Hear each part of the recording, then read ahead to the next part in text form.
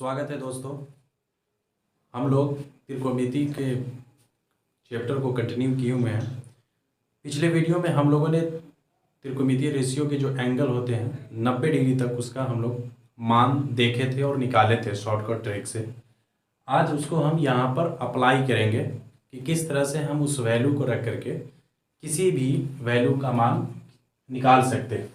Board पे 3 question आप देख रहे हैं। Sine theta into cos theta plus cos 60 degree sine 60 degree into cos 30 degree plus cos 60 degree into sine 30 degree. उसके बाद cos 45 degree into cos 30 degree plus sine 45 degree into cos sine 30 degree. और third question 2 cos square 60 degree plus 3 sine square 45 degree minus 3 sine square 30 degree plus 2 cos square 90 degree. इस question को हम लोग एक एक करके सॉल्व करते हैं।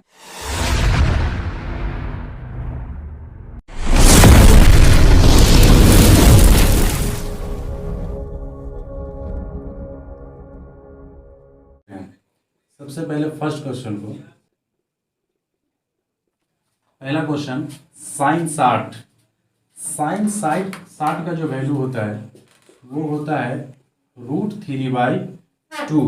और आपको याद कराया गया था पिछले वीडियो में कि साइन 60 का वैल्यू कॉस 30 डिग्री के बराबर होता है। इसका मतलब कि, और ये बीच में मल्टीप्लिकेशन का साइन है, तो यहाँ पर भी जो कॉस 30 का वैल्यू होगा कॉस 30 डिग्री का वो होगा √3/2 और प्लस कॉस 60 का जो वैल्यू होगा वो होगा 1/2 और इस बीच में मल्टीप्लिकेशन का साइन है और साइन 30 का जो वैल्यू होगा वो होगा 1/2। अब हम लोग क्या करेंगे, प्लस से पहले इधर मल्टीप्लिकेशन का साइन है तो इसके न्यूमरेटर से इसके न्यूमरेटर में मल्टीप्लाई करेंगे और इसके डिनोमिनेटर से इसके डिनोमिनेटर में मल्टीप्लाई करेंगे। अगर क्रॉस कटने वाला होता तो फिर हम लोग काट भी देते, लेकिन यहाँ पे कोई कटने वाला नहीं है इसलिए हम लोग मल्टीप्लाई करेंगे। तो √3 को √3 से मल्टीप्लाई करेंगे तो कितना होगा, √3 से √3 को मल्टीप्लाई करेंगे तो इस रूट से ये रूट कट के √9 होगा गुना करने के बाद, और √9 का वर्गमूल कितना होगा 3, और 2 को 2 से गुना करेंगे कितना होगा 4। फिर यहाँ पर प्लस है, 1 को 1 से मल्टीप्लाई करेंगे तो 1 और 2 को 2 से मल्टीप्लाई करेंगे तो 4। अब क्या करेंगे, इस 4 और इस 4 का एलसीएम निकालेंगे। तो अगर नंबर डिनोमिनेटर सेम हो यानी हर अगर सेम हो तो उसका एलसीएम भी वही हर ही होता है, यानी कि जो रहता है डिनोमिनेटर में वही होता है। अब 4 से 4 को डिवाइड करेंगे 1 और 1 को 3 से मल्टीप्लाई करेंगे 3 प्लस 4 को 4 से डिवाइड करेंगे 1 और 1 को 1 से मल्टीप्लाई करेंगे 1।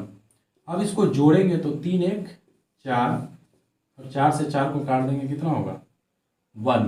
इस क्वेश्चन में कुछ नहीं था, बहुत ही आसान क्वेश्चन था, सिर्फ आपको यहाँ पर वैल्यू पुट करना था। अब हम लोग दूसरे क्वेश्चन की तरफ चलते हैं। दूसरा क्वेश्चन हम लोग देख पा रहे हैं बोर्ड पर, cos 45 degree into cos 30 degree plus sine 45 degree into sine 30 degree. अब यहाँ पर हम लोग वैल्यू पुट करेंगे।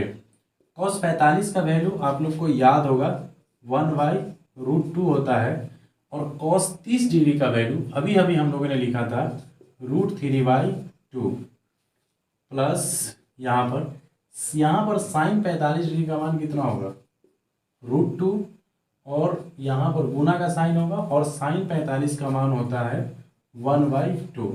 अब यहाँ पर हम लोग मल्टीप्लाई करेंगे, √3 को 1 से मल्टीप्लाई करेंगे तो √3 और 2 को √2 से मल्टीप्लाई करेंगे तो ये हो जाएगा √2 प्लस 1 को 1 से मल्टीप्लाई करेंगे 1 और 2 को √2 से मल्टीप्लाई करेंगे √2।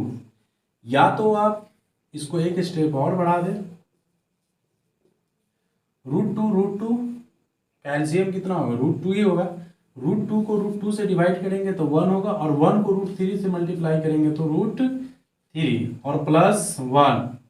रूट 2 से 2 कट जाएगा तो 1 आएगा, और 1 को 1 से मल्टीप्लाई करेंगे तो 1। या तो आप यहीं पे आंसर छोड़ दें, और नहीं तो आप इसका कंजुगेट करके आंसर निकालें, फिर इसका आंसर कितना होता है। मैं यहीं पे छोड़ देता हूँ, कंजुगेट नहीं करते, ये भी आंसर आपका सही है। कुछ नहीं करना था, ये वैल्यू पुट करना था और इसका कैलकुलेशन करना था। आप यहाँ से चाहे तो कंजुगेट करें इसका, जैसे हरों का जो परमीयकरण कहते हैं जिसको, आप वहाँ से इसको करें, फिर आंसर आएगा। किताब में तो आंसर हम देख नहीं पा रहे क्या है, लेकिन इसका आंसर ये भी सही है। अगर आप एग्जामिनेशन में बनाते हैं तो आपको इसका मार्क्स बिल्कुल मिलेगा। Question number 3, 2 cos square 60 degree plus 3 sin square 45 degree minus 3 sin square 30 degree plus 2 cos square 90 degree. अब यहाँ पर हम लोग 2 cos स्क्वायर 60 का वैल्यू डालेंगे। cos 60 का वैल्यू 1/2। अब यहाँ पर स्क्वायर है, ये जो है ये स्क्वायर है, तो ये स्क्वायर 2 का नहीं है बल्कि इस cos का स्क्वायर है, तो इसका मतलब यहाँ पर हम इसका 1/2 का स्क्वायर लिखेंगे प्लस 3, इस बीच में मल्टीप्लिकेशन का साइन है, और उसके बाद साइन 45 का जो मान है वो होता है √2 और इसका स्क्वायर।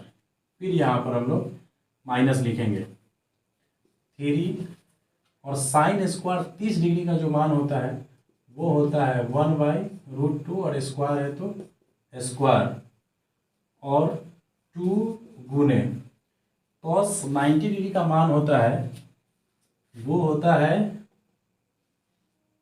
0, क्योंकि cos 0 डिग्री साइन 0 डिग्री का मान 0 होता है, इस वजह से उसका अपोजिट है, तो cos 90 डिग्री का मान कितना होगा 0। अब हम क्या करेंगे, इन सब को जो स्क्वायर है सब का स्क्वायर करेंगे।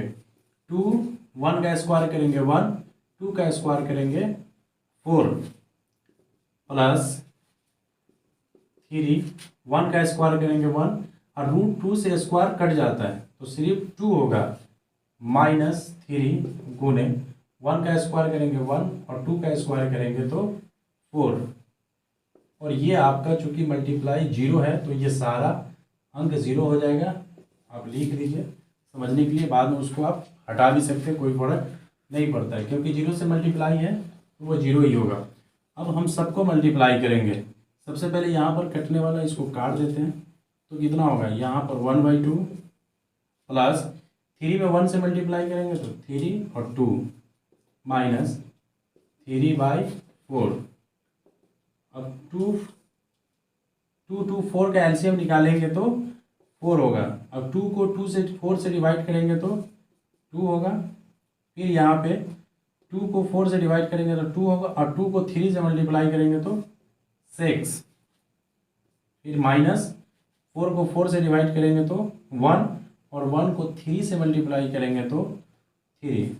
अब क्या करेंगे, ये दोनों आपका प्लस है, इसको जोड़ देंगे, कितना होगा 8 माइनस 3/4, इसको घटाएंगे तो 5/4। अब इसके इंटीजर फॉर्म में थोड़े मिक्स फ्रैक्शन में लिया है तो कितना होगा 1/4। ये इस तरह से होता है। ये जो आपका भागफल है उसको यहाँ पे लिखेंगे, रिमाइंडर को ऊपर लिखेंगे, और जिससे डिवाइड कर रहे हैं उसको नीचे लिखेंगे। ये आपका हो गया आंसर। 3 क्वेश्चन हो गया। 1-2 क्वेश्चन मैं और बता देता हूँ ताकि आपको और बढ़िया से समझ में आ जाए। जैसे एक क्वेश्चन बहुत VVI है जिसको मैं लिखता हूँ, उसमें है यदि sin थीटा बराबर 1/√2 तो थीटा का मान ज्ञात करें। यानी इंग्लिश में बोलेंगे तो यदि if sine theta equal 1/√2 they, find the value of theta. Theta का वैल्यू आपको निकालना है। ये आपको मालूम है कि थीटा हमेशा क्या होता है, एंगल होता है। यानी एंगल का वैल्यू निकालना है कि यहाँ पर थीटा का वैल्यू एंगल कितना होगा। हम क्या करेंगे, ये जो दिया हुआ है इसी को लिखेंगे, सॉल्यूशन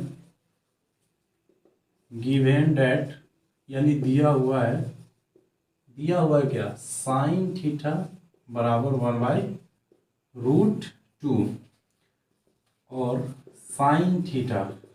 अब हम लोग को याद करना है, याद क्या करना है कि साइन थीटा कितना का मान 1/√2 होता है। तो आप लोग को याद होगा साइन 45 डिग्री का मान 1/√2 होता है। अब हम लोग क्या करेंगे, इस साइन को इस साइन से काट देंगे।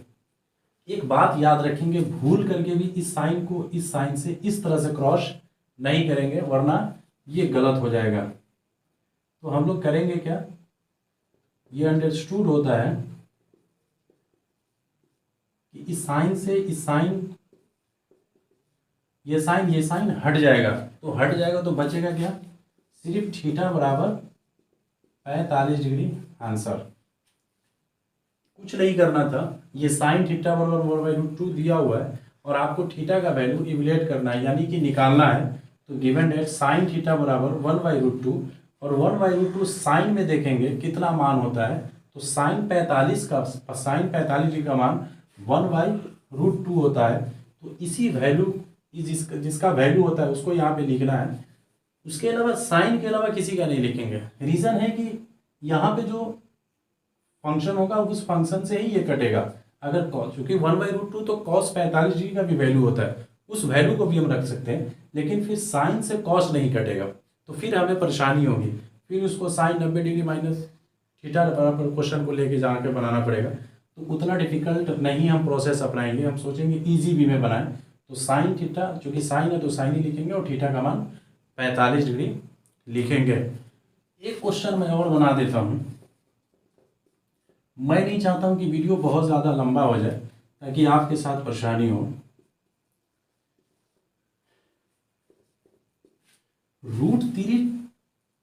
√3 थीटा बराबर 1, तो थीटा का मान ...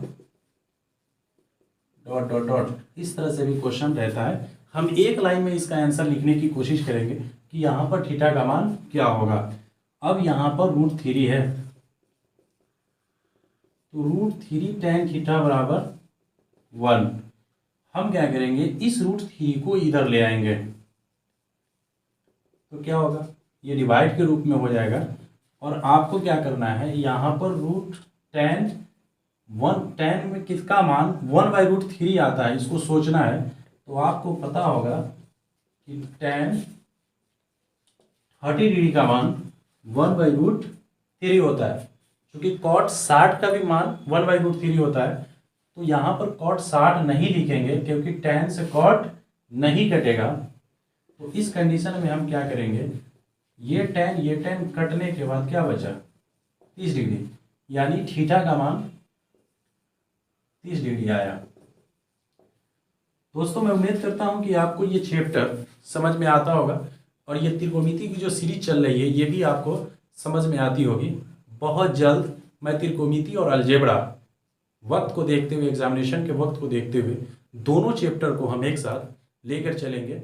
बहुत बहुत शुक्रिया, धन्यवाद।